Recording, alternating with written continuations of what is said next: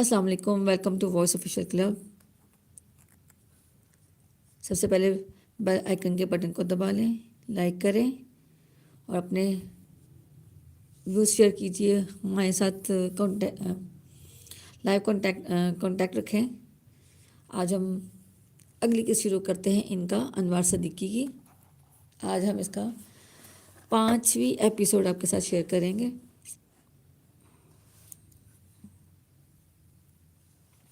कहानी है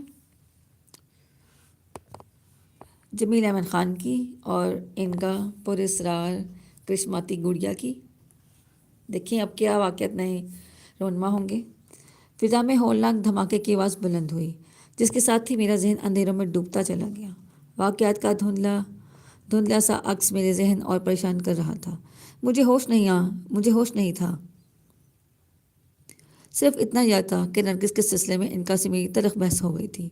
उसने मुझसे कहा था कि अगर उसने अपनी ज़बान बंद न रखी तो एडवर्ड पार्क में जो कुछ पेश आ चुका था वो मुझे इससे कहीं ज़्यादा घिनौने हालात से दो चार कर देगी। जवाब में मैंने उसे धमकी दे दी थी कि मैं इसका वजूद किसी हकीक कीड़े की तरह कुचल डालूंगा। इनका के तेवर अचानक ख़राब होते चले गए और फिर मेरी गाड़ी का एक्सीडेंट हो गया था।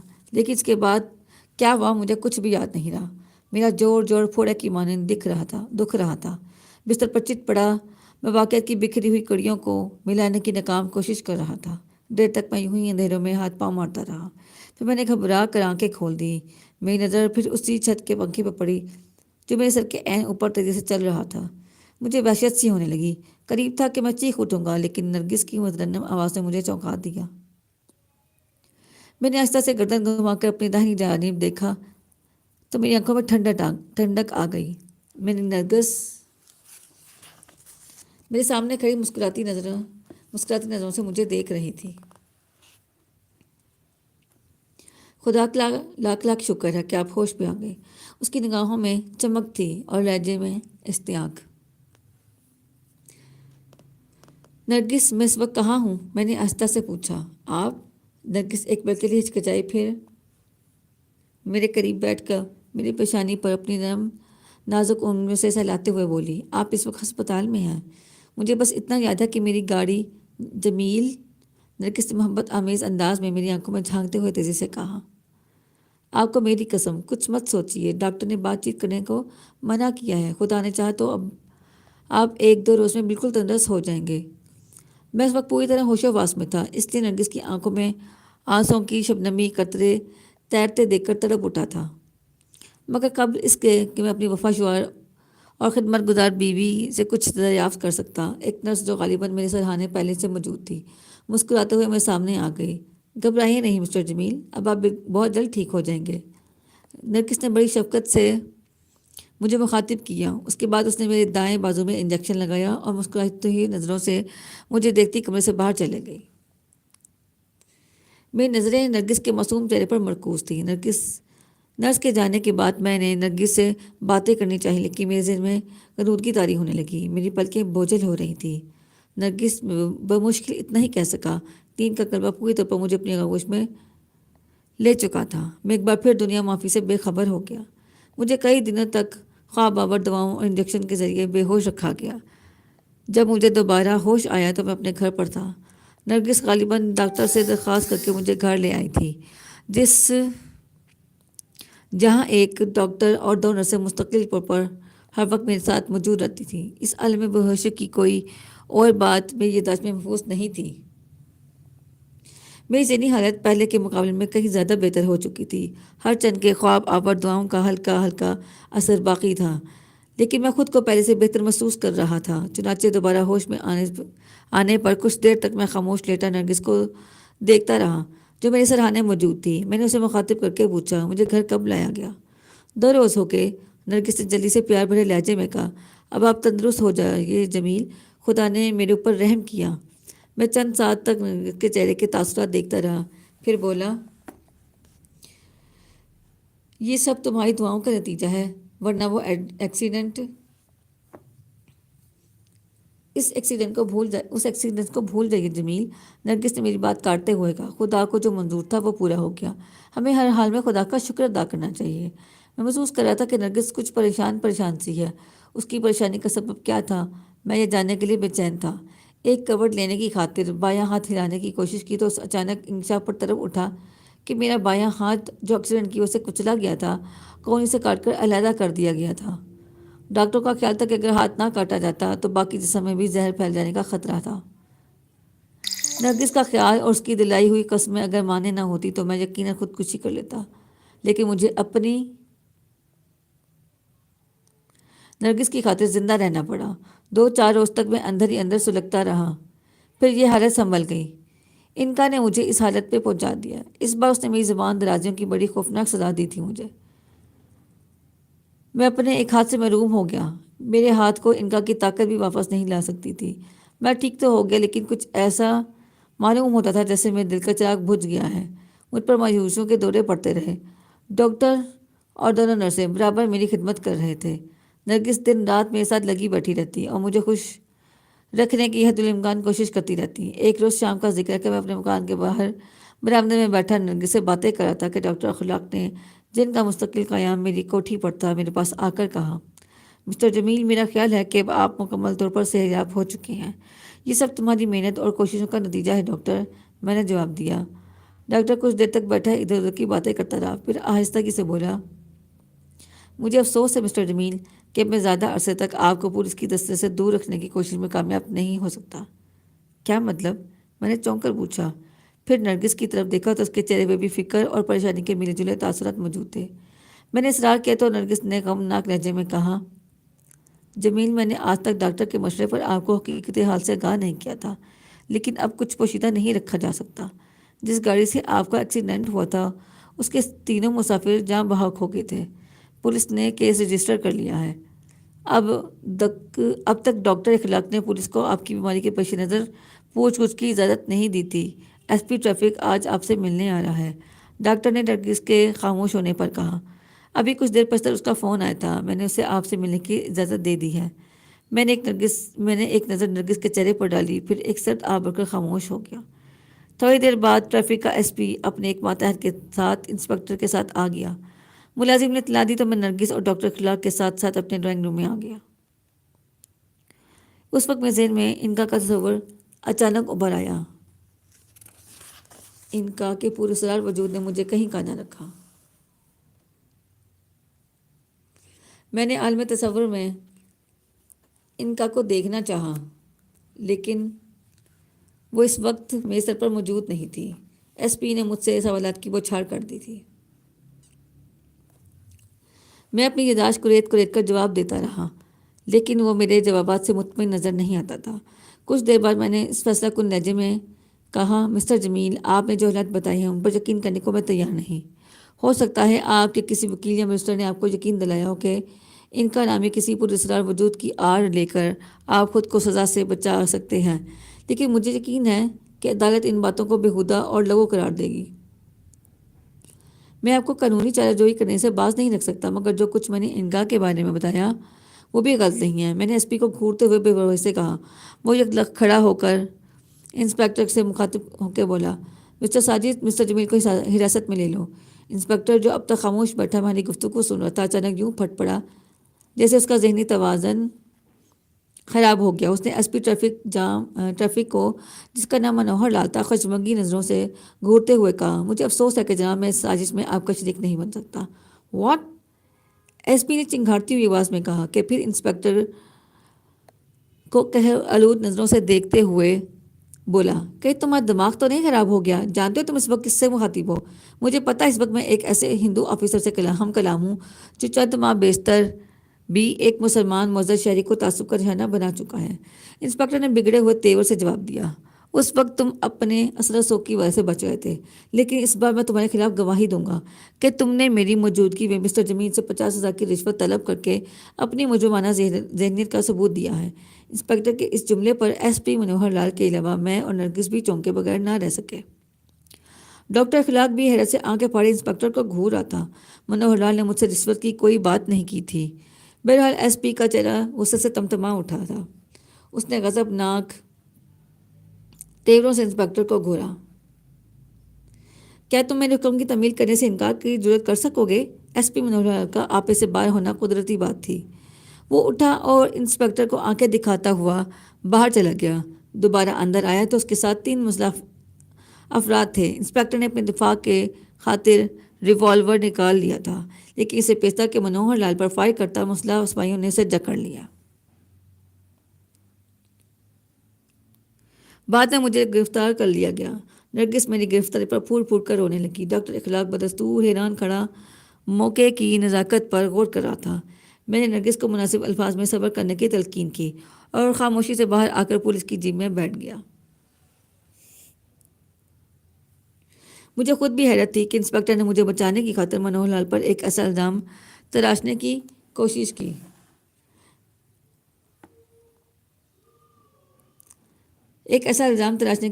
کیوں کی جو قطعی بے بنیاد تھا، اور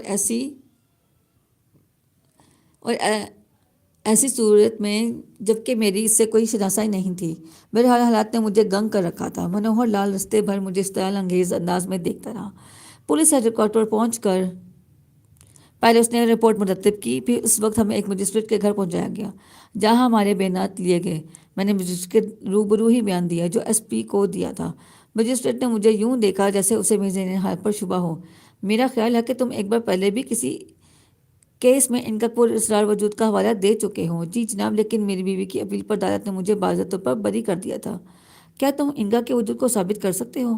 اگر یہ بات میرے بس میں ہوتی تو مجھے اتنی پریشانیوں کا سامنا کیوں کرنا پڑتا؟ میں نے بے بسی سے جواب دیا، کیا ایکسیڈنٹ کرنے پر بھی تمہیں کسی نے انکا نے اکسایا تھا؟ مجسٹریٹ نے زہرخند سے انداز میں پوچھا تو میں تل بلا کر بولا، مجھے کچھ یاد نہیں جناب کہ میرے ساتھ کیا حادثہ پیش آیا تھا۔ کیا مطلب؟ مجسٹریٹ نے مجھے سخت لہجے میں مخاطب کیا، کیا تمہارے خیال میں پولیس نے تمہارے اوپر الزامات جو عائد کیے ہیں وہ جھوٹے ہیں؟ مجھے نہیں ہی معلوم کہ کیا سچ ہے اور کیا جھوٹ۔ میں نے جھلا کر جواب دیا، اگر پولیس کے پاس معقول ثبوت موجود ہوتے تو عدالت یقیناً مجھے سزا کا مستحق سمجھے گی۔ تم ہی سے کوئی شاطر مجرم دکھائی دیتے ہو، مجسٹریٹ غصیلے انداز میں بولا، پھر کچھ لکھنے لگا۔ میں خاموش کھڑا تمام کارروائی دیکھتا رہا۔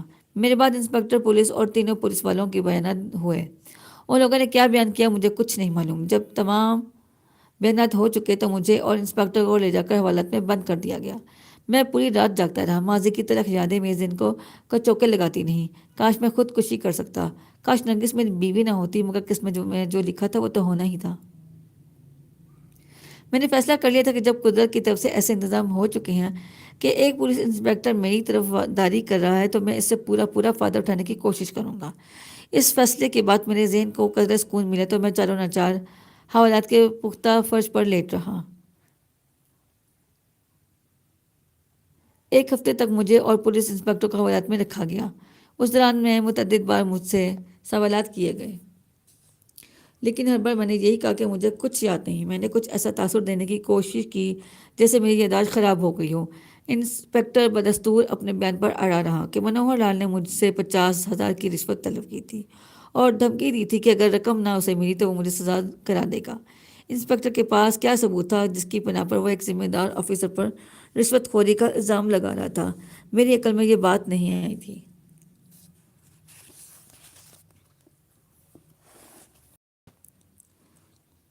ایک ہفتے بعد ہمیں عدالت کے سامنے پیش کیا گیا، جہاں صورتحال عجیب و غریب رخ اختیار کیے ہوئی تھی۔ پہلی پیشی پر منوہر لال کا بیان ہوا، دوسری پر ڈاکٹر اخلاق کو گواہ بنا کر پیش کیا گیا۔ ڈاکٹر نے اپنے بیان میں صرف اتنا کہا کہ مجھے منوہر لال نے زخمی حالت میں اسپتال میں داخل کرایا تھا۔ ایسا معلوم ہوتا تھا جیسے واقعی کوئی خطرناک ایکسیڈنٹ ہو، مگر اور بات بھی ممکن ہو سکتی ہے۔ کسی ایکسیڈنٹ کے بارے میں وہ بھی کچھ نہیں جانتے تھے۔ نرگس کو عدالت میں طلب کیا گیا تو اس نے بھی بیان دیا کہ کس حادثے کی اطلاع اسے ایس پی منوہر لال کی طرف سے ملی تھی، جس کے بعد وہ ہسپتال آئی تھی۔ ایکسیڈنٹ کے بارے میں اسے بھی کوئی علم نہ تھا۔ 2 ماہ تک عدالت میں مختلف شہادتیں پیش ہوتی رہیں۔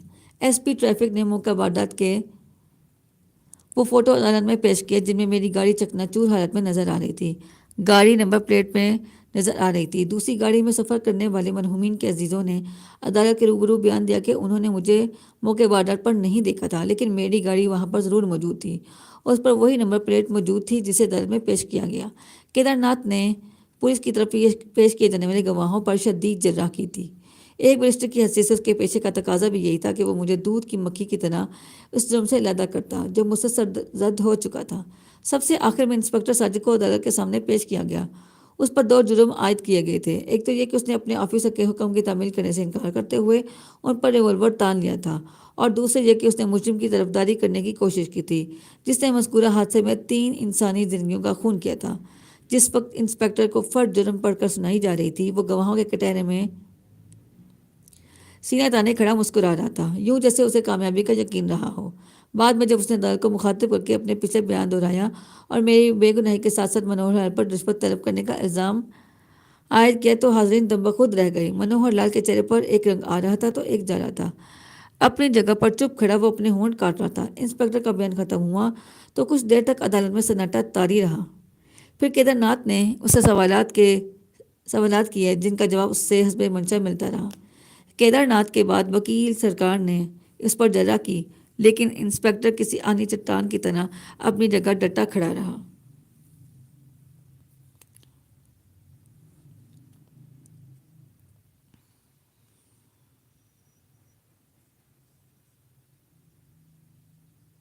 اور مسکرا کر جواب دیتا رہا، تمہارے پاس اس بات کا کیا ثبوت ہے کہ منوہر لال نے ملزم جمیل احمد خان کو اس حادثے میں پھانسنے کی کوشش کی ہے، جبکہ یہ بات ثابت ہو چکی ہے کہ ایکسیڈنٹ ملزم کی کار سے ہوا ہے، جس کے فوٹو عدالت کی فائل میں موجود ہیں؟ وکیل سرکار نے سوال کیا تو انسپکٹر نے اسے مسکراتی ہوئی نظروں سے دیکھا، پھر سنجیدگی اختیار کر کے براہ راست عدالت سے کہا، مائی لارڈ، میرے پاس ایسا ثبوت موجود ہے جو نہ صرف میرے بیان کو سچا ثابت کر دے گا بلکہ عدالت پر یہ بات بھی اشکار ہو جائے گی کہ ایس پی منوہر لال نے محض تعصب کی بنا پر جمیل احمد خان کو پھانسنے کی خاطر شہادتوں کو مسخ کر کے اور واقعات کو اپنی مرضی کے سانحے میں ڈھال کر عدالت کو بھی دھوکہ دینے کی کوشش کی ہے۔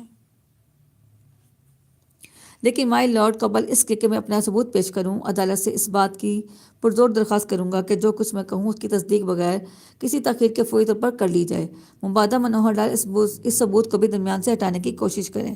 تم اپنا ثبوت پیش کرو۔ اگر عدالت نے اس کی اہمیت محسوس کی تو اس کی تصدیق میں یقیناً کسی تاخیر سے کام نہیں لیا جائے گا۔ عدالت میں موجود ہر شخص کی نگاہیں انسپکٹر ساجد پر جمی ہوئی تھیں۔ جج کی یقین دہانی کے بعد انسپکٹر نے ایک نظر منوہر لال پر ڈالی، پھر اس نے بیان دینا شروع کیا۔ مائی لارڈ، وقوعے والے روز منوہر لال اور میں دونوں ساتھ ساتھ تھے۔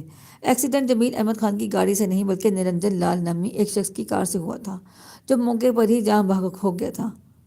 واقعات سے پتہ چلتا ہے کہ نرنجن لال ان 3 مرنے والوں میں شامل تھا جو جمیل احمد خان کی گاڑی سے ہلاک ہوئے، مگر اصل میں یہ بات نہیں، بلکہ واقعہ یہ ہے کہ نرنجن لال کی گاڑی سے ایکسیڈنٹ ہوا تھا۔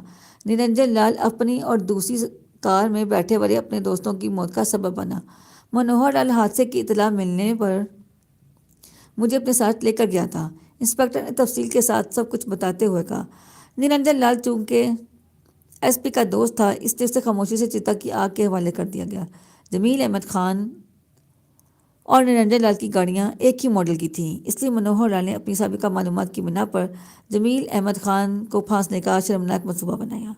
جمیل احمد خان کی گاڑی سمیت بلاک کر کے اس کی نمبر پلیٹ نرنجن لال کی گاڑی پر لگا دی اور اس کی گاڑی کو اپنی گیراج میں چھپا دیا۔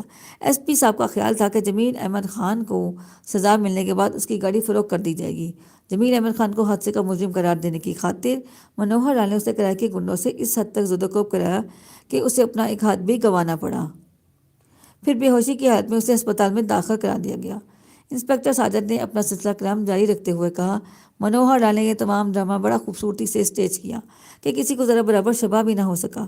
مجھے اس بات کی دھمکی دی گئی کہ اگر میں نے زبان کھولنے کی کوشش کی تو مجھے بھی کسی جھوٹے مقدمے میں ملوث کر دیا جائے گا۔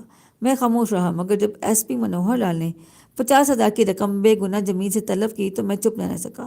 انسپکٹر کے بیان سے حاضرین میں کانا پھوسی شروع ہو گئی۔ منوہر لال غصے میں کھڑا دانت پیس رہا تھا۔ وکیل سرکار نے ایک چپتی ہوئی نگاہ منوہر لال پر ڈالی، پھر انسپکٹر کی طرف دیکھ کر پوچھا، کیا تمہیں یقین ہے کہ ملزم کی کار اس وقت بھی صحیح سالم حالت میں منوہر لال کے گیراج میں موجود ہوگی؟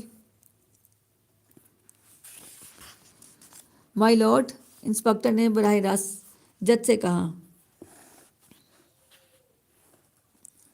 میں نے اتنے دنوں تک اپنی زبان محض اس لیے بند رکھی تھی کہ منوہر لال نے پیش آنے والے حادثے کے دوسرے ہی روز جمیل احمد خان کی کار کو اپنے گیراج سے ہٹا کر کسی ویران جگہ منتقل کر دیا تھا، جس روز میرے مخبر نے مجھے اطلاع دی تھی کہ کار کو نرنجن لال کے گراج میں پہنچا دیا گیا ہے، اگر میری اطلاع غلط نہیں ہے تو وہ کار آج بھی نرنجن لال کی کوٹھی سے برآمد کی جا سکتی ہے۔ میں عدالت سے اپیل کروں گا آج کی کارروائی ختم ہونے سے پہلے ہی نرنجن لال کی کوٹھی کی تلاشی لی جائے، اور ورنہ منوہر لال یقیناً اس اہم ثبوت کو بھی تباہ کر ڈالے گا۔ میں پولیس کی حراست میں کھڑا حیرت سے پلکیں جھپکا رہا تھا۔ انسپکٹر کا بیان میرے لیے ناقابل یقین تھا، اس لیے کہ یہ بات بخوبی یاد تھی کہ وہ ہولناک حادثہ میری ہی کار سے رونما ہوا تھا، لیکن میں نے اس موقع پر اپنی زبان بند ہی رکھی۔ جج نے کچھ دیر غور و خوض کرنے کے بعد عدالت برخاست کر دی اور میرے وکیل کے اصرار پر خود پولیس کی جماعت کے ساتھ نرنجن کی کوٹھی پر گئے، جہاں گراج سے ایک ایسی کار برآمد ہوئی جو رنگ اور ماڈل کے اعتبار سے میری کار جیسی تھی،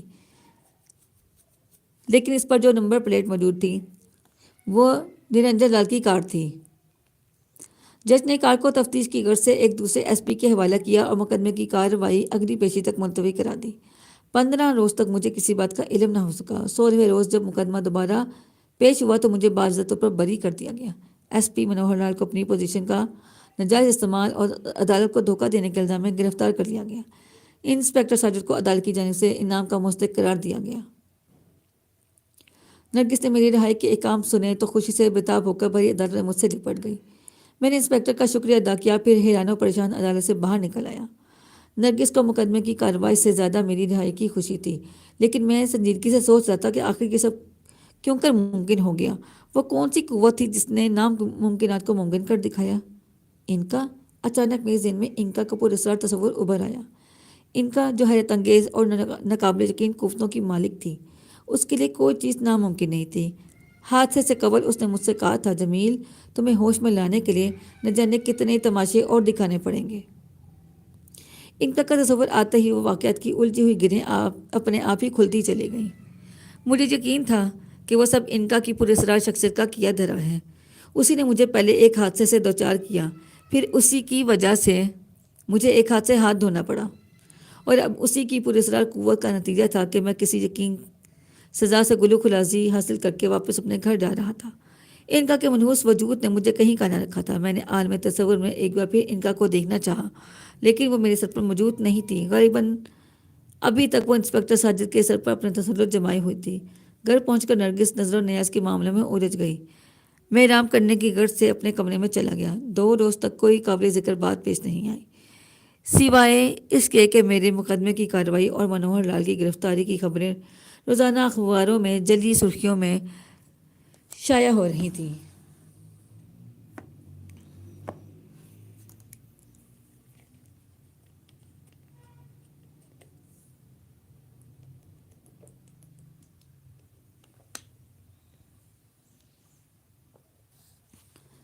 میرے دفتر کے لوگ اور میرے دوسرے واقف کار صبح سے شام تک میری مزاج پرسی کی خاطر آتے رہتے، لیکن نرگس میری ہدایت پر انہیں بڑی خوبصورتی سے ٹالتی رہتی ہے۔ میں اپنا کٹا ہوا ہاتھ لے کر لوگوں کے سامنے آنے سے کترانے لگا تھا۔ تیسرے روز بھی اس بمعمول صبح کی ضروریت سے فارغ ہو کر اپنے بستر پر لیٹا اخبار دیکھ رہا تھا کہ نرگس مسکراتی ہوئی میرے پاس آئی۔ اس کے ہاتھ میں بادامی رنگ کا کوئی لفافہ موجود تھا، چہرہ تازہ گلاب کی طرح کھلا ہوا تھا۔ کیا کوئی خاص بات ہے؟ میں نے اخبار سے نظر ہٹا کر پوچھا۔ بہت زیادہ خوش نظر آ رہی ہو۔ ہاں جمیل، خدا نے میری دعا سن لی۔ بات کیا ہے؟ آپ بتائیے، کیسی کیا بات ہو سکتی ہے؟ نرگس نے میرے برابر بیٹھ کر بڑے پیار سے پوچھا۔ کیا پولیس نے میری گاڑی واپس کر دی ہے؟ میں نے دریافت کیا۔ جی نہیں، اس سے بھی کہیں زیادہ خوشی کی بات ہے۔ چلو میں اپنی ہار تسلیم کرتا ہوں، تم ہی بتا دو، میں نے نرگس کے خوبصورت بالوں کو سہلاتے ہوئے کہا، تو وہ فوراً جذبات سے مغلوب ہو کر مجھ سے لپٹ کر پھر بولی، جمیل ڈیڈی ہمیں لینے آ رہے ہیں، کیا انہوں نے تمہاری اور میری خطائیں معاف کر دی ہیں؟ میں نے تعجب سے پوچھا۔ ہاں، نرگس نے میرے سینے سے سر اٹھا کر میری آنکھوں میں جھانکتے ہوئے جواب دیا۔ ڈیڈی نے اخبارات میں ہمارے سارے حالات پڑھ کر ہمیں معاف کر دیا ہے۔ انہوں نے تیار رہنے کا حکم دیا ہے۔ پرسوں وہ بمبئی پہنچ رہے ہیں۔ اب ہماری پریشانیوں کے دن ضرور ختم ہو جائیں گے۔ خدا تمہاری زبان مبارک کرے، میں نے آہستہ سے کہا، پھر اپنے کٹے ہوئے بازو کی طرف حسد بھری نگاہوں سے دیکھنے لگا۔ نرگس میرے چہرے کے تاثرات بھانپ کر بولی، جمیل خدا کے لیے ان باتوں کو بھول جائیے، جب میں آپ کا بازو موجود ہوں تو پھر یہ فکر کیوں؟ نرگس میری زندگی، میں نے نرگس کے لہجے میں سچے پیار کی جھلک دیکھی تو بے اختیار اسے لپٹا کر پیار کرنے لگا۔ میں اس کی خوشیوں میں برابر کا شریک ہونے کا اظہار کرنا چاہتا تھا۔ نرگس دن بھر ضروری سامان کی پیکنگ کرانے میں مصروف رہی۔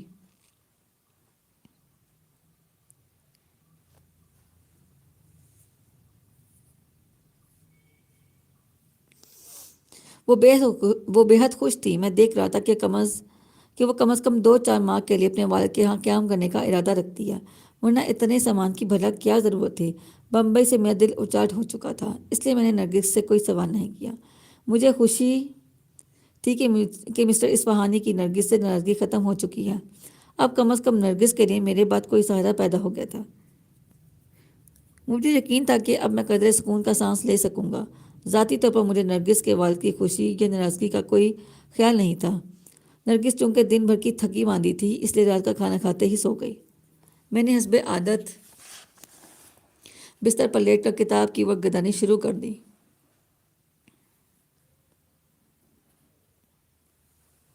کبھی کبھار میں نظر گھما کر نرگس کو بھی دیکھ لیتا تھا، جس کے چہرے پر آج سوتے میں بھرپور مسرت کے تاثرات اجاگر تھے۔ خاصی دیر تک میں ورک کی گردانی کرتا رہا، پھر معان مجھے انکا کا خیال آیا۔ انکا نے اب تک میرے ساتھ جو کچھ کیا اس کا ایک ایک نقش میرے ذہن میں محفوظ تھا۔ اس نے مجھے بے حساب دولت دی تھی، مجھے فرش سے اٹھا کر عرش تک پہنچا دیا تھا، میرے عیش آرام کے لیے دنیا کا ہر سامان مہیا کیا تھا۔ اس نے میرا بڑا آدمی بننے کے اس خواب کو پورا کیا تھا جو میں ہوش سنبھالنے کے بعد اسے برابر دیکھا کرتا تھا۔ اس کے باوجود میں اسے شدید نفرت کرنے پر مجبور تھا۔ جہاں تک انکا کے پراسرار وجود کو برقرار رکھنے کے لیے انسانی خون کی فراہمی کا سوال تھا، اس کے لیے میں نے نرگس سے شادی کے بعد بھی تیار ہو کر کیا تھا، لیکن انکا نے نرگس کو جن گھناؤنے حالات سے دوچار کیا تھا وہ میرے لیے ناقابل برداشت تھا۔ میں نے اپنی نگاہوں سے بے گناہ اور معصوم نرگس کو انکا کی پراسرار قوت کے زیر اثر ایک غرمت کے ساتھ قابل اعتراض حالت میں دیکھا تھا۔ میں نے خون کے گھونٹ پی کر دل پر جبر کیا، لیکن انکا کی زیادتیاں اب بڑھتی جا رہی تھیں۔ نرگس کے سلسلے میں جب بھی سختی سے غیر جانبدار رہنے کو کہا تو اس کے ناپاک وجود نے مجھے ایک ایسے حادثے سے دوچار کیا جس کی بدولت میں نے اپنا ایک ہاتھ ضائع ہو گیا۔ گو انکا نے اپنی حیرت انگیز قوت کے ذریعے مجھے باعزتوں پر بری قرار دیا تھا، لیکن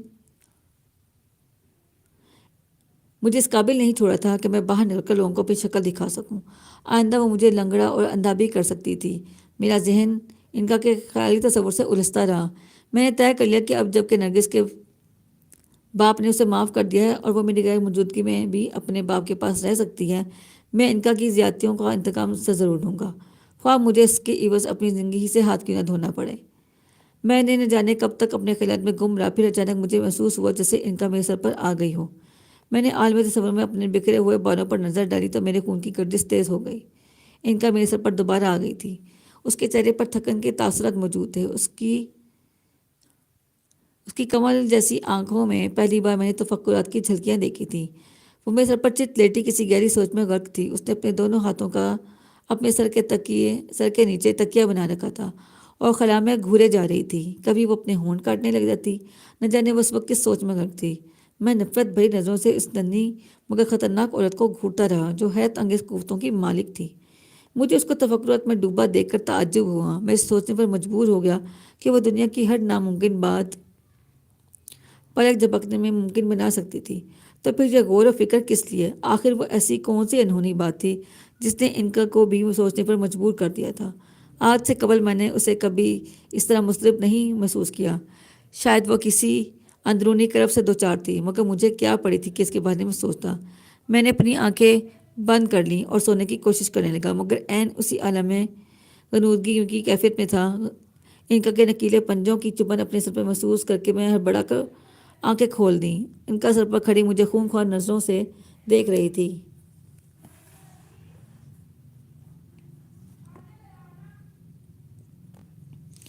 جمیل مجھے اپنی طرف متوجہ پا کر اس نے بڑی سنجیدگی سے پوچھا، تم نے مجھے پریشان محسوس کر کے آنکھیں بند کیوں کر لیں؟ تم اور پریشان؟ بہت خوب، میں نے حقارت سے کہا۔ کیا پریشانی لاحق ہو گئی ہے تمہیں؟ حیرت ہے کہ تم بھی اب مجھ سے ناراض ہو؟ کاش تم جانتے۔ انکا اپنا جملہ نامکمل چھوڑ کر خلا میں گھورنے لگی تو میں نے تیزی سے کہا، اب تم میرے پاس کیا لینے آئی ہو انکا؟ اب تو میں اس قابل بھی نہیں رہا کہ کسی بے گناہ کا گلا گھونٹ کر تمہارے وجود کے لیے غذا فراہم کر سکوں۔ کیوں؟ انکا کے چہرے پر اچانک مسکراہٹ پھیل گئی۔ مجھے شوق نظروں سے دیکھتے ہوئے بڑی معصومیت سے بولی، کیا تم ایک ہاتھ سے کسی کھنجر یا گولی نہیں مار سکتے؟ میں نے بگڑے ہوئے تیور سے جواب دیا، تم نے دیکھ لیا ہوگا کہ میں اپنی ہٹ کا کس قدر پکا ہوں۔ اب اس خیال کو اپنی ذہن سے نکال دو کہ میں تمہارے لیے کوئی جرم کروں گا۔ ہاتھ جانے کے بعد مجھے اب زندگی سے کوئی لگاؤ نہیں ہے۔ بہتر یہی ہے کہ تم میری طرف سے دفع ہو جاؤ۔ ان کا کہ چہرے پر ابھرنے والی مسکراہٹ فوری طور پر ختم ہو گئی۔ ایک لمحے تک وہ مجھے یاس بھری نظروں سے دیکھتی رہی، پھر کسی گہری سوچ میں غرق ہو گئی۔ مجھے ان کا کہ آج کے رویے پر تعجب ہو رہا تھا، نہ جانے آج وہ بار بار کس سوچ میں ڈوب جاتی تھی۔ چند سال تک وہ اپنے خیالوں میں محو رہی، پھر میری سمت دیکھ کر نرمی سے بولی، جمیل تم میرے بہت اچھے دوست ہو۔ مجھے افسوس ہے کہ تمہاری حماقت نے مجھے سزا دینے پر مجبور کر دیا، مگر تمہیں ایک ہاتھ کٹ جانے کا ملال نہیں ہونا چاہیے۔ میں تمہارا ہاتھ ہوں، تم مجھے نرگس کی طرح اپنا کیوں نہیں سمجھتے؟ میں کسی موقع کے اوپر ضرور تمہارے ہاتھ کی کسر نکال دوں گی۔ دوستوں کے حساب ہمیشہ دل میں رہنے چاہیے۔ بس کرو ان کا، میں دانت پیس کر بولا۔ اگر کبھی وقت آیا تو میں تمہارے سارے حساب چکا دوں گا۔ تم وہی احسان فراموشی کی باتیں کر رہے ہو، ان کا نے برہمی سے جواب دیا۔ مجھے اندازہ ہے کہ میری وجہ سے تمہیں اپنے ایک ہاتھ سے محروم ہونا پڑا، لیکن تمہیں یہ سزا دینی ضروری تھی۔ میرا خیال ہے جب بھی تم میرے خلاف کوئی قدم اٹھاؤ گے، یہ ہاتھ تمہیں میری طاقت کا اندازہ دلاتا رہے گا۔ ہاتھ چلا گیا تو کیا ہوا؟ میں تمہیں اس مقابلے میں ایک بڑی مصیبت سے نجات نہیں دلائی؟ اگر میں انسپکٹر کے سر پر مسلط ہو کر سے تمہاری طرفداری پر نہ اکساتی تو کیا ہوتا؟ تم پوری زندگی جیل میں گزارنے پر مجبور ہو جاتے، تمہیں ایک ہاتھ سے چکی بھی پیسنی پڑتی۔ کیا میں تمہیں عمر کیسے نجات دلا کر دوستی کا حق نہیں ادا کیا؟ تم نے نہیں دیکھا کہ میں تمہیں بچانے کے لیے واقعات کا کیسا تانا بانا بنا کہ عدالت بھی چکر کھا کے رہ گئی؟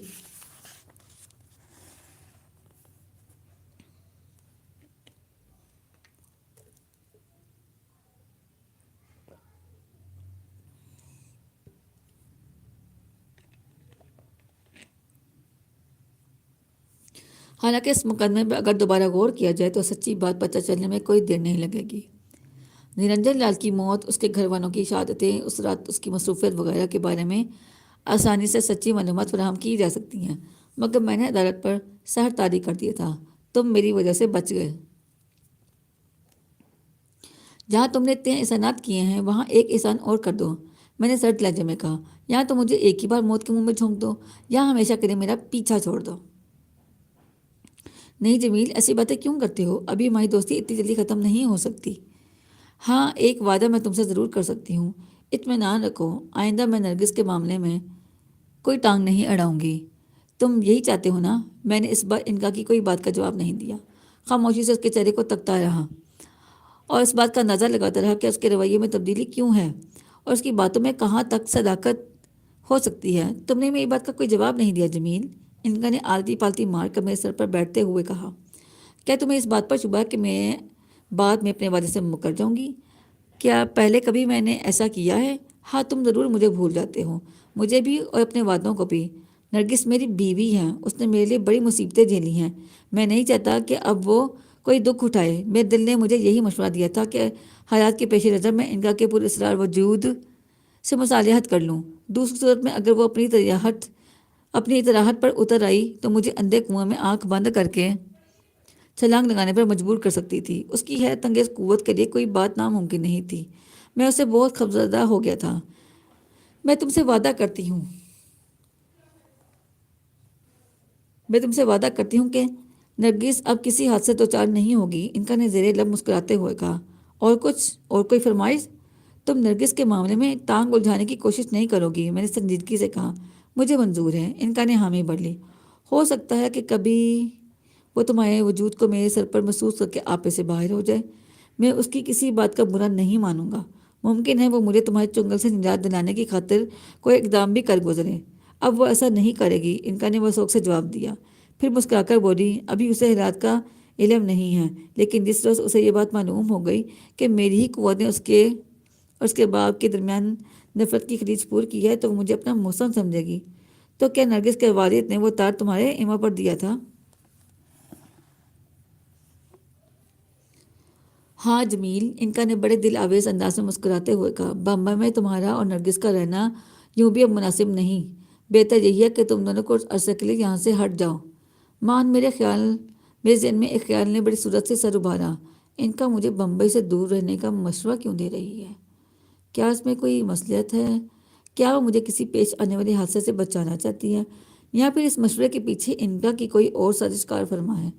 میں سنجیدگی سے سوچنے لگا کہ انکا جب پراسرار حیرت انگیز قوتوں کی مالک ہے تو پھر آخر وہ کون سا خطرہ ہے جسے نمٹنا اس کے بس سے باہر ہے۔ دوسری طرف یہ خیال بھی مجھے نہ جانے کیوں پریشان کر تھا کہ انکا نے اچانک نرگس اور اس کے باپ کے درمیان مصالحت کرانے کی اسکیم کی مرتب کر ڈالی۔ کیا اس میں کوئی راز پوشیدہ ہے؟ کچھ دیر تک میں ذہن میں گڈم مرد ہونے والی ان سوالات پر غور کرتا رہا۔ پھر میں نے انکا کی سمت دیکھا۔ وہ اب میرے سر پر اوندھی لیٹی تھی۔ اس نے دونوں کونیاں میرے سر پر ٹیک رکھی تھیں اور اپنی ہتھیلیاں تھوڑی پر ٹکائے مجھے مسکراتی ہوئی نظروں سے دیکھ رہی تھی۔ اس کی آنکھوں میں کسی سازش کی بجائے میرے لیے پیار جھلک رہا تھا۔ ایک لمحے کے لیے میں گڑبڑا گیا، لیکن پھر میں نے بڑے محتاط لہجے میں سوال کیا، کیا بمبئی میں میرے اور نرگس کے لیے کوئی خطرہ درپیش ہے؟ میرے ہوتے ہوئے تمہیں یہاں نرگس کو کوئی کبھی خطرہ پیش نہیں آ سکتا۔ جب تک میں تم دونوں کے پر مہربان ہوں تمہیں گھبرانے کی ضرورت نہیں۔ تم غیر ضروری باتیں کیوں سوچ رہے ہو جمیل؟ پھر تم ہمیں بمبئی چھوڑنے کا مشورہ کیوں دے رہی ہو؟ کیا اس میں کوئی مصلحت ہے؟ ہاں، ان کا یک لخت سنجیدگی سے بولی، پھر اٹھ کر دوبارہ میرے سر پر یوں ٹہنے لگی جیسے وہ کسی غم سے دو چار ہو، کوئی خیال اسے اندر ہی اندر ستا رہا ہو۔ میں خاموشی سے اس کی کیفیت کا اندازہ لگاتا رہا۔ وہ چند ساتھ تک چہل قدمی کرتی رہی، پھر پلٹ کر مجھ سے بولی، جمیل، کیا تمہیں اس بات کی خوشی نہیں ہے کہ نرگس کے باپ نے تم دونوں کو سچے دل سے معاف کر دیا ہے اور اب وہ خود لینے تمہیں آ رہا ہے؟ اس سے زیادہ خوشی کی بات میرے لیے اور کیا ہو سکتی ہے کہ نرگس خوش ہے؟ میں نے جلدی سے بولا، مگر میرے بمبئی میں قیام کرنے پر کیا حرج ہے؟ انکا نے میرے سوال پر مجھے یوں گھور کر دیکھا جیسے میرے خیالات پڑھنے کی کوشش کر رہی ہوں۔ اس وقت اس کی آنکھوں میں ایک پراسرار کشش موجود تھی۔ اس نے تھوڑے توقف کے بعد کہا، سنو جمیل، تمہارے دل میں جو وسوسے اٹھ رہے ہیں انہیں اپنے ذہن سے نکال دو۔ میرا نام انکا ہے۔ بہت سی پراسرار قوتیں بھی مل کر مجھے کوئی گزر نہیں پہنچا سکتی۔ مجھے ناممکن کو ممکن بنانا آتا ہے۔ تم اگر فی الحال بمبئی میں رہنا چاہتے ہو تو بڑے شوق سے رہو، مجھے کوئی اعتراض نہیں۔ جب وقت آئے گا میں تمہیں ان حالات سے باخبر کر دوں گی جس کے پیش نظر میں تمہیں بمبئی چھوڑنے کا مشورہ دیا ہے۔ انکا ہی ایک سانس میں کہہ گئی، پھر بولی، جب میں نے تم کو بڑی بڑی مصیبتوں سے نجات دلائی ہے تو میرے کسی آڑے وقت پر تم کیسے انکار کر سکتے ہو؟ کیا مطلب؟ میں نے چونکتے ہوئے کہا، کیا تم مجھے اپنی کسی ضرورت کے تحت یہاں سے ہٹانا چاہتی ہو؟ ہاں، لیکن مطمئن رہو وہ ضرورت انسانی خون کی نہیں ہے۔ پھر؟ میں نے انکا کی آنکھوں میں بدستور جھانکتے ہوئے کہا، جمیل، میں قبل از وقت تمہیں پوری تفصیل سے ہرگز نہیں بتاؤں گی۔ بس اتنا سمجھ لو کہ اگر اس موقع پر تم میرے کام آ گئے تو پھر تمام زندگی عیش کرو گے۔ میں تمہیں کبھی کسی بات کے لیے مجبور نہیں کروں گی۔ تم جو کہو گے وہی کروں گی، یہ میرا وعدہ ہے۔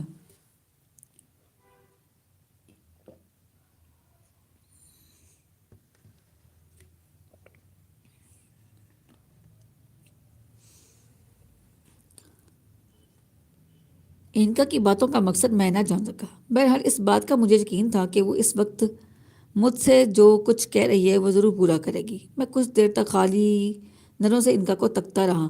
خلاف توقع وہ آج کچھ زیادہ ہی شرافت کی جوڑ میں نظر آ رہی تھی۔ میں نے کچھ سوچ کر کہا، کیا میں نرگس کو بتا دوں کہ تم دوبارہ میرے سر پر آ گئی ہو؟ تم جانو، انکا نے بے پرواہی سے جواب دیا۔ ویسے میری مانو تو نرگس سے کچھ نہ کہو۔ بمبئی سے روانگی کے بعد اگر تم اچانک نرگس کو صورتحال سے آگاہ کرو تو زیادہ مناسب ہے۔ میں نے انکا کے مشورے پر عمل کرتے ہوئے نرگس کو دوسرے دن بھی یہ بات نہیں بتائی کہ انکا دوبارہ میرے سر پر مسلط ہو چکی ہے۔ تیسرے دن پروگرام کے مطابق نرگس کے والدین بمبئی پہنچ گئے۔ نرگس اپنے والدین کو دوبارہ پا کر خوشی سے دیوانی ہوئی جا رہی تھی۔ میں نے بھی اس کے والدین کا پرتپاک خیر مقدم کیا۔ گو مجھے اس بات کا شدت سے احساس تھا کہ میں اپنا ایک ہاتھ گنوا چکا ہوں، لیکن ان دونوں نے چونکہ اصل واقعات کا علم نہیں تھا اس لیے مجھے کچھ زیادہ تردد نہ ہوا۔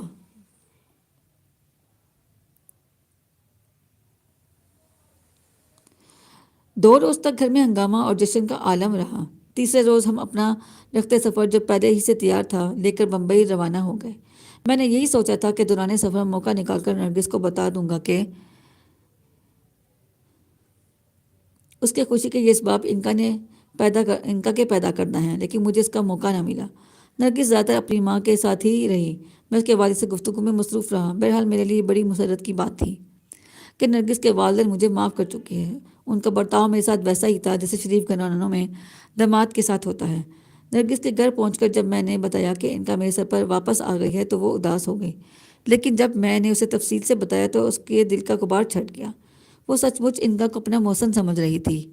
میں نے اسے یقین دلایا تھا کہ ان کا اب ہمارے معاملات میں دخل اندازی نہیں کرے گی، نہ ہی وہ آئندہ کبھی کسی بے گناہ کے قتل پر مجھے مجبور کرے گی. نرگس نے ایک بیوی کی حیثیت سے میری بات پر یقین کر لیا، لیکن میں محسوس کر رہا تھا کہ وہ ان کا کی میرے سر پر موجودگی سے کچھ زیادہ خوش نہیں. مجھے نرگس کے ہاں 2 ماہ گزر چکے تھے. اس عرصے میں ان کا کے اندر حیرت انگیز تبدیلی محسوس کر رہا تھا. وہ ہمہ وقت میں سر پر لیٹی کسی خیال میں کھوئی سی رہتی. کبھی 2-1 دن کے لیے بغیر کہے کہیں چلی جاتی، پھر دوبارہ خاموشی سے واپس لوٹ آتی. کوئی فکر اسے جیسے اندر ہی اندر گھلائی دے رہی تھی. وہ کچھ بیمار سی نظر آنے لگی. میں نے اسے پوچھنا چاہا، مگر پھر خیال آیا کہ مجھے ان کا سے زیادہ التفات نہیں بڑھانا چاہیے. وہ اداس ہی رہی اور مجھ سے اپنا دل پر جبر نہ ہو سکا. ان کا نے مجھے شدید ترین صدموں سے دوچار کیا تھا، مگر اس کے احسانات بھی مجھ پر کم نہیں تھے. 2 ماہ تک تو میں نے اس سے کچھ نہیں کہا، لیکن ایک دن میں نے اس سے پوچھ ہی لیا، میں دیکھ رہا ہوں تمہارے چہرے کی شگفتگی روز بروز کم ہوتی جا رہی ہے.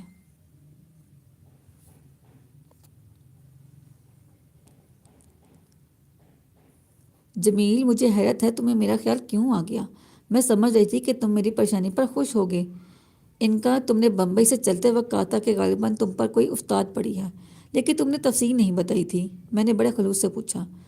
مجھے یاد ہے، ان کا سر آہ بھر کر بولی. جمیل، میں تمہیں ایک راز کی بات بتاؤں. تم نے مجھے آج دل سے پکارا ہے. سنو، دنیا کی تمام شیطانی طاقتیں اگر مل کر بھی مجھے پریشان کرنا چاہیں تو میں تنہا ان کا مقابلہ کر سکتی ہوں، لیکن ایک طاقت ایسی ہے جس کے آگے میرا کوئی زور نہیں چل سکتا. وہ بھلا کون سی طاقت ہے؟ میں نے حیرت سے پوچھا. تمہیں اپنے پرانے دوست رام دیال کی ماں یاد ہے؟ اسے تمہیں مشورہ دیا تھا کہ اگر تم ایک منتر پڑھ ڈالو تو مجھے قبضے میں کر سکتے ہو، لیکن تم نے انکار کر دیا تھا. سچ پوچھو تو مجھے تمہاری یہی بات اچھی لگی تھی، اس لیے میں اس کو تمہارے سر پر آ گئی. دوسری صورت میں مجھے قبضے میں کرنے کے لیے تمہیں رام دیال کی ماں کا بتایا ہوا منتر کا جاپ کرنا پڑا، جس کے لیے بڑی ریاضت کی ضرورت ہوتی ہے. ہر کس اور ناقص اس میں کامیاب نہیں ہو سکتا. بڑے بڑے مہان پنڈت اور پجاری بھی مجھے قبضے میں کرنے سے گھبراتے ہیں. اگر ان کے جاپ میں ذرا سی بھی بھول چوک ہو جاتی ہے تو وہ میری غذا بن جاتے ہیں. میں بڑی خاموشی اور تعجب سے انکا کی گفتگو سنتا رہا. پھر جب وہ خاموش ہوئی تو میں نے نہ جانے کیوں دھڑکتے ہوئے دل سے پوچھا، انکا، کیا آج کل کوئی پنڈت یا پجاری تمہیں قبضے کرنے کے لیے جاپ کر رہا ہے؟ ہاں، انکا نے سہمے ہوئے لہجے میں کہا. مجھے حاصل کرنے کے لیے اسے 101 دن تک اس منتر کا جاپ کرنا ہے، جس میں سے 70 سے زیادہ دن گزر چکے ہیں. ابھی تک اس سے کوئی بھول نہیں ہوئی. میں نے تیزی سے پوچھا. نہیں، انکا نے پرخیال انداز میں جواب دیا، پھر میری آنکھوں میں آنکھیں ڈال کر بولی، اتفاق ہی سمجھو جمیل، جو میں اس پنڈت کے اس خیال سے بر وقت آگاہ نہ ہو سکی کہ وہ مجھے قبضے میں کرنے کے خواب دیکھ رہا ہے. ان دنوں میں انسپکٹر ساجد کے سر پہ مسلط تھی. میں تمہیں اس حادثے کے الزام سے بچانے میں منہمک تھی. بس انہی دنوں وہ اپنے منڈل دائرہ سال میں چلا گیا.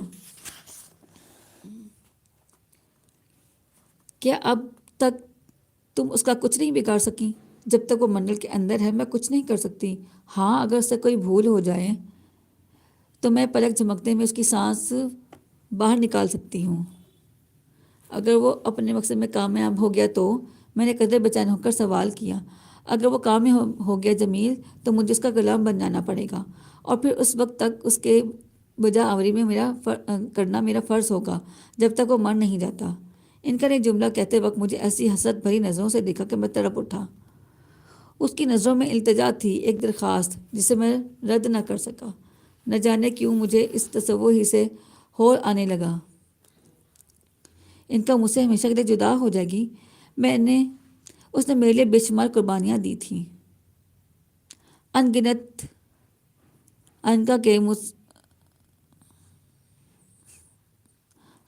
احسانات کیے تھے. مجھے اس سے انس ہو گیا تھا، ایسا انس جس کو میں کوئی نام نہیں دے سکتا تھا، صرف محسوس کر سکتا تھا. اس وقت انکا کے سلسلے میں اس جذباتی کیفیت پر خود بھی حیران ہوا تھا. انکا جو عرصے سے میرے سر پر مسلط رہی تھی، اور اس نے مجھے دنیا کے تمام انسانوں سے علیحدہ ایک عجیب و غریب زندگی گزارنے پر مجبور کر دیا تھا۔ اب طویل رفاقت کے بعد مجھے اس سے ایک قلبی لگاؤ محسوس ہو رہا تھا۔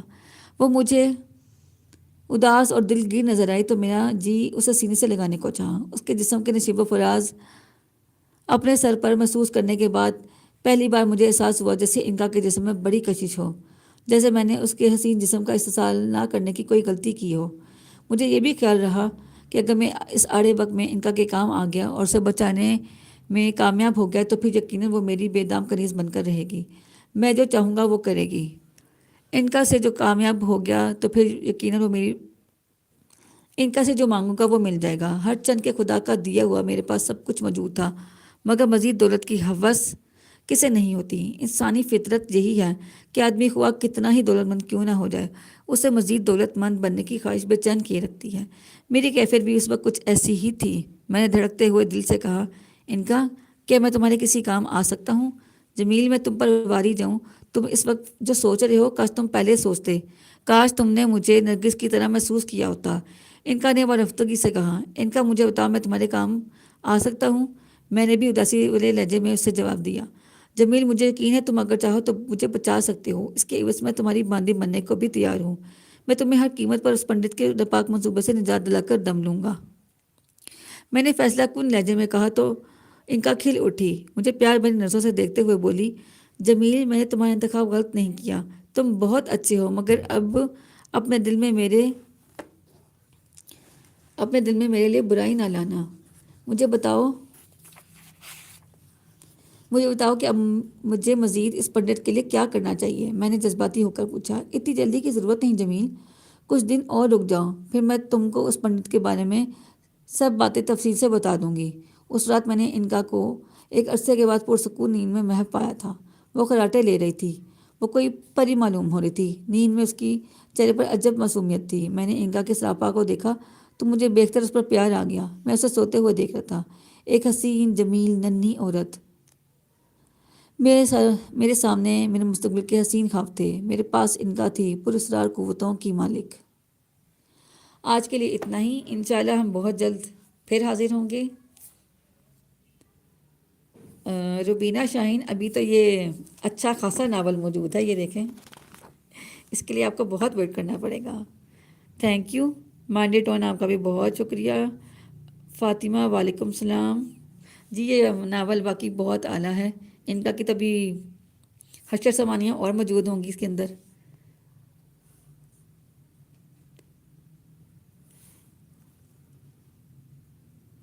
جی یہ سب کو پسند آ رہا ہے، تھینک یو۔ اور اپنے ویوز شیئر کریں، کچھ پوچھنا چاہتے ہیں مزید انکا کے بارے میں آپ کو وہ بھی بتاؤں گی۔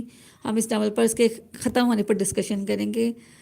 اچھا، اس کے بعد اللہ حافظ، پھر اجازت